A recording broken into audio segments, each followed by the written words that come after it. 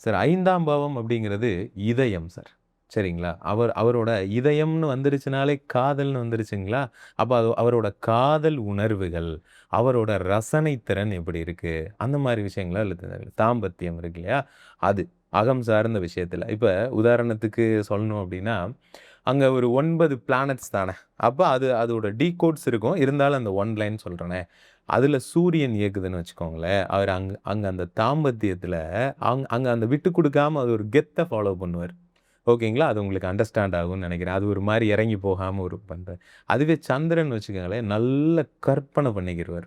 ஓகேங்களா? இந்த மாரிலாம், அந்த மாரிலாம் அப்டின்ற மாரி ஆனா சங்கடப்பட்டுட்டே இருப்பாரு. கொஞ்சம் புதன்னு வச்சுக்கோங்களேன், அவசரப்படுவாரு தாம்பத்தியத்துல.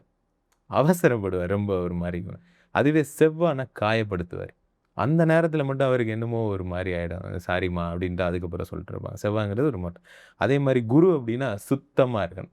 அதுக்கு முன்னாடியும் குளிக்கணும், தாம்பத்தியம் முடிஞ்சதுக்கு அப்புறமும் குளிக்கணும். அந்த மாரி கேட்டகரில வரும். மேஜரா இந்த மாரி சனி அப்டிங்கிறது தாமதம்.